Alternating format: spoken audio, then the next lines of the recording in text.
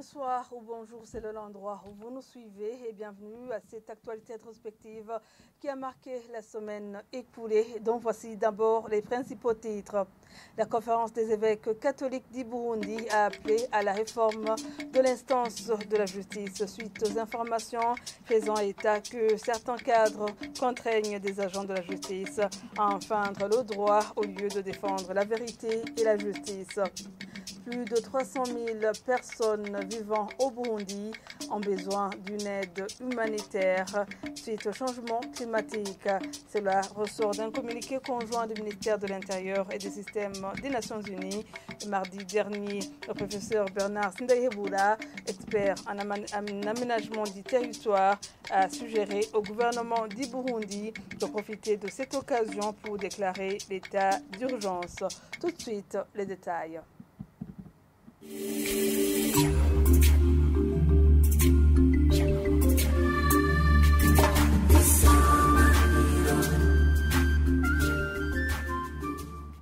Ouvrons cette actualité rétrospective par la page plutôt justice.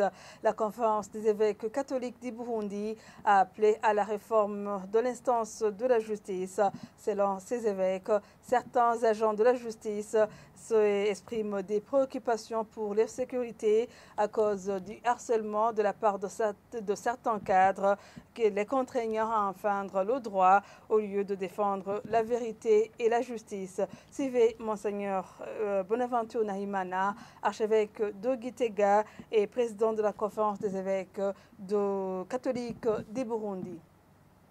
Les leaders de notre pays, à commencer par le chef de l'État, ne cessent de rappeler sans cesse et de fustiger les conséquences de la culture de l'impunité. Au fur et à mesure que l'impunité s'établit dans la société, le peuple perd la confiance dans les institutions judiciaires et risque ainsi de se décourager, de se faire justice et de commettre des crimes. Il existe des agents de la justice qui expriment des préoccupations pour leur sécurité à cause du harcèlement de la part de certains cadres, les contraignant à enfreindre le droit au lieu de défendre la vérité et la justice.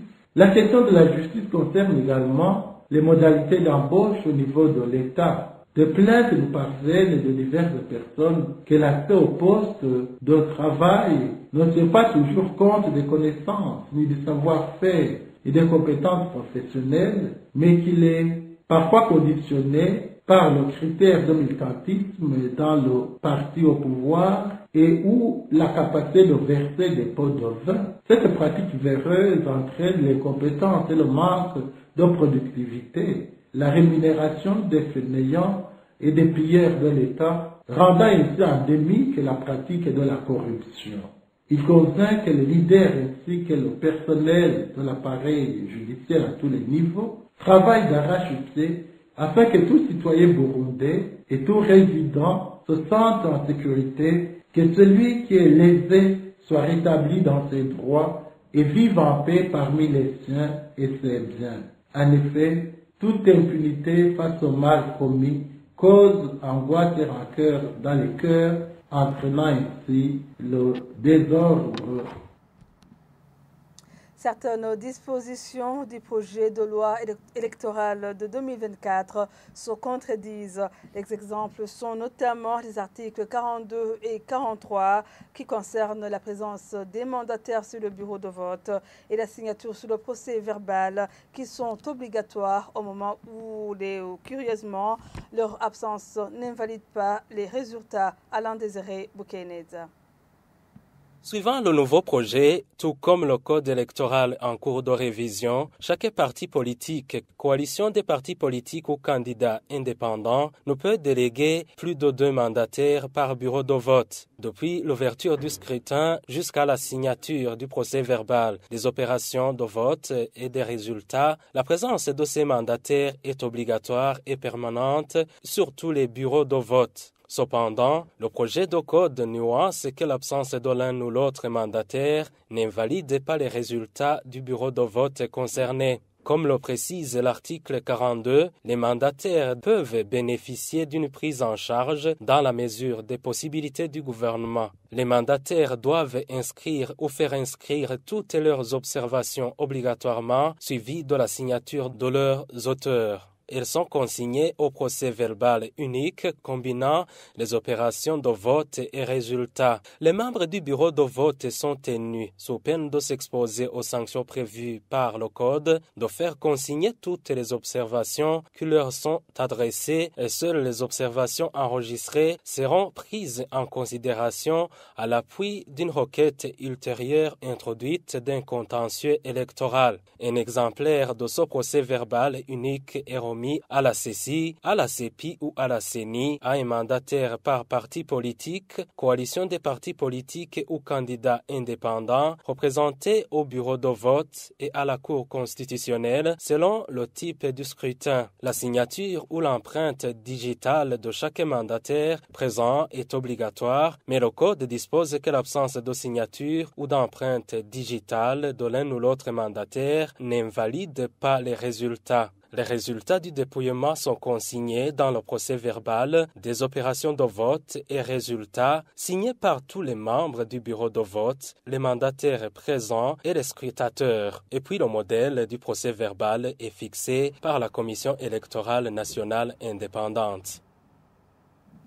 Pour Francis Lohero, président du parti FP INEDA, cela traduit l'intention du pouvoir d'écarter les partenaires politiques dans les élections. Francis Lohero a demandé aux dirigeants de cesser de tailler les textes sur leurs mesures. Suivez-le.